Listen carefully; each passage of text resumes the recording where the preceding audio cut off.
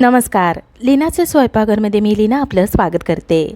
आज या स्वयंपाकघरात तुम्हाला नाचणीचे लाडू कसे बनवायचे ते पाहायला मिळणार आहे. नाचणीचे गुणधर्म भरपूर आहेत, जसे की उन्हाळ्यामध्ये शरीराला थंडावा देते, हाडांची मजबूती राहण्यास मदत होते, तसेच लोहाचे प्रमाण असल्यामुळे शरीरातील हिमोग्लोबिनचे प्रमाण वाढवते. चला तर मग आजच्या या सुपरफूड मानल्या जाणाऱ्या नाचणीचे लाडू कसे करायचे ते पाहूयात.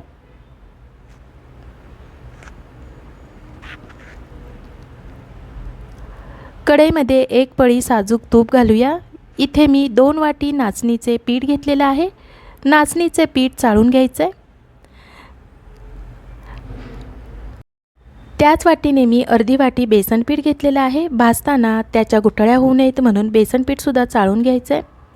तूप आपलं वितळलेलं आहे. नाचणीचं पीठ आणि बेसन पीठ घालूया. दोन्ही पीठं एकत्रच भाजायची आहेत, वेगवेगळे भाजायची गरज नाही आहे. बेसन पीठ घातल्यामुळे लाडू खमंग लागेल. गॅसची आच कमी आचेपेक्षा थोडी मोठी करून पीठ भाजून घ्यायचे. मोठ्या आचेवर पीठ भाजलं तर त्याचा रंग लगेच बदलून पीठ करपेल. पीठ आपल्याला उलटण्याच्या साहाय्याने सारखं हलवत राहायचं आहे, म्हणजे ते करपायचं नाही. आणखीन एक काळजी घ्यायची आहे, ती म्हणजे पीठ भाजण्यासाठी तूप प्रमाणात घालायचं आहे. तूप कमी घातलं तर पीठ कोरडंच राहील आणि नीट भाजलं जाणार नाही, आणि जास्त तूप घातलं तर पिठाच्या गुठळ्या होतात आणि आतून ते कच्चंच राहील. साधारण पीठ भाजण्यासाठी आपल्याला 10 ते 12 मिनटं लागतात.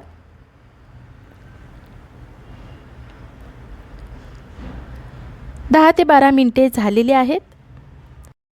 पिठाला डार्क रंग आलेला आहे, तसेच पीठ भाजलेल्याचा वासही छान सुटायला लागलेला आहे. आता हे भाजलेलं पीठ आपण एका परातीमध्ये काढूयात.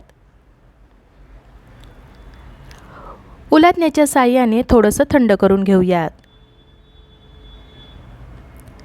पीठ आपलं थोडंसं थंड झालेलं आहे.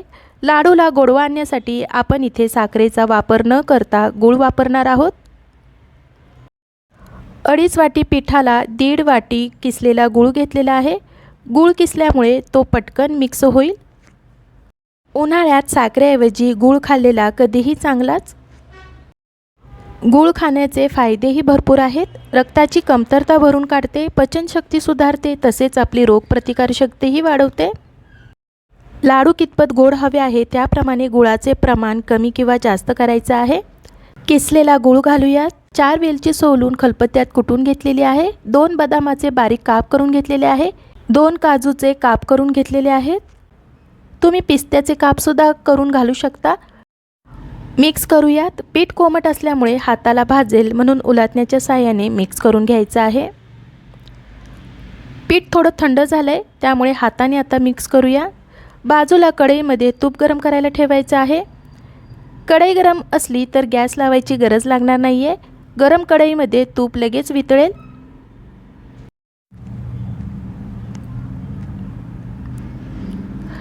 तूप आपलं वितळलेलं आहे. पिठामध्ये ओतूयात. गरज वाटलीच तर आपण आणखीन तूप वितळून घेणार आहोत. मिक्स करून झाल्यावर पीठ कोरडंच वाटत आहे, म्हणून आणखीन 2 पळी तूप गरम करून याच्यामध्ये घालूयात आणि मिक्स करून घेऊयात.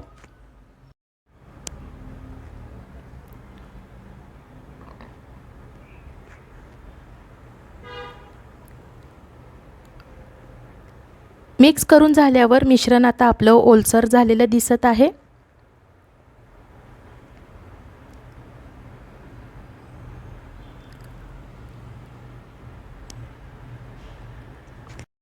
हे एका बाजूला घेऊन दडपून ठेवूयात, म्हणजे मिश्रण कोमट राहील आणि लाडू सहज बांधता येईल.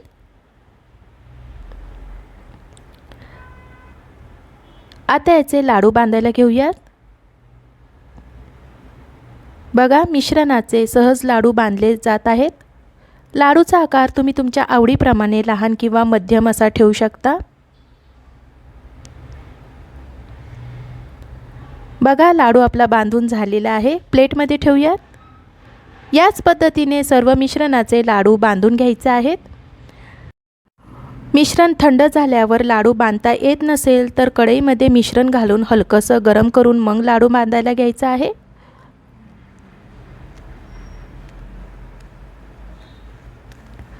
सर्व मिश्रणाचे लाडू आपले बांधून झालेले आहेत. घेतलेल्या मिश्रणात मध्यम आकाराचे 17 लाडू तयार झालेत. हे लाडू हवाबंद डब्यात 15 ते 20 दिवस चांगले राहतात. या उन्हाळ्यात सुपरफूड मानल्या जाणारे नाचणीचे लाडू बनवून खा आणि आपल्या आरोग्याची काळजी घ्या. मला आशा आहे आजच्या या रेसिपीची तुम्हाला थोडीफार मदत झाली असेल.